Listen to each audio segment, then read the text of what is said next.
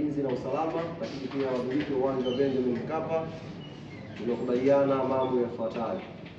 Kwa kuwa mchezo wa kesho hakuna kiingilio, mageti yatafunguliwa saa 4 kamili asubuhi. Mageti yatafunguliwa saa 4 kamili asubuhi na mageti yatafungwa saa 8:30 mchana. Yatafunguliwa saa 4 kamili asubuhi na mageti yatafungwa saa 8:30 mchana. Kwa hiyo mageti yanawahi kufunguliwa na yatafungwa saa 8:30 mchana ni kuhakikisha watu wawahi mapema, tuepuke msongamano wakati wa kuingia, na pia tuepuke msongamano wa njia wakati timu zikiwa zinakuja uwanja wa Benjamin Mkapa. Hilo ni jambo muhimu nikasema niwajuze, na ni vyema wanachama na mashabiki wa klabu yetu Young Africans na wapenzi wa mchezo wa mpira wa miguu kwa ujumla wajue kesho wanatakiwa kuwahi Benjamin Mkapa mapema, na saa 8:30 mageti yatakuwa yamefungwa, kwa sababu tunaamini muda huo tayari uwanja utakuwa umeshajaa. Lakini ndani, ili watu wasiboreke, kutakuwa na burudani mbalimbali. Tutakuwa na listi ya DJs ambao watakuwa watuburudisha kusogeza mpaka muda wa saa 9:30 ambako taratibu za mchezo zitakuwa zinaanza sasa kuelekea saa 11 kwenye mchezo wenyewe.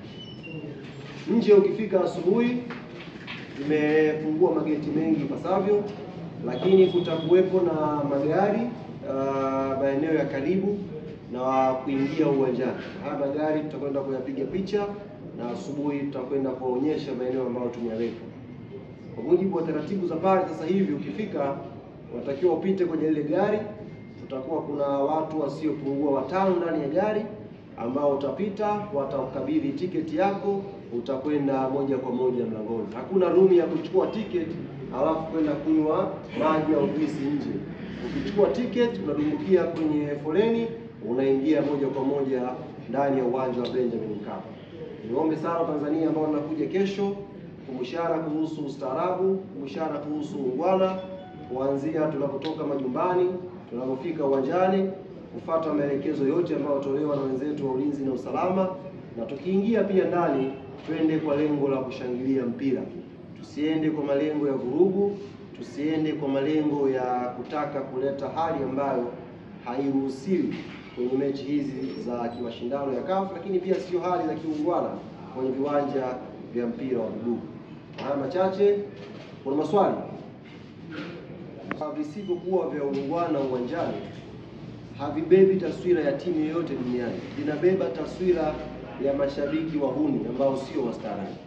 Na sisi Yanga, ukiangalia kwenye michezo yetu yote ambayo tumecheza katika misimu hii ya hivi karibuni, hakuna kitendo cha vurugu uwanjani. Na katika mechi hizo mashabiki wa timu nyingine pia huwa wanaruhusiwa kuingia kwenye mechi zetu. Sisi hatujawahi kumpiga shabiki na hatutampiga shabiki ambaye sio wa Yanga ambaye amekuja kuangalia mpira.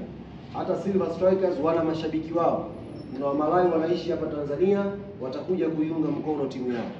Hao pia wanatakiwa wawe wastaarabu. Tuje pale, tufurahie mchezo, na mwisho wa siku atakayekuwa bora atapata matokeo mazuri, tunakwenda nyumbani tukiwa salama. Mpira tunakwenda kushindana kwa dakika 90. Zikiisha dakika 90, kila mmoja anatakiwa akumbuke usalama mwenzake, turudi majumbani tukiwa salama. Swali la pili,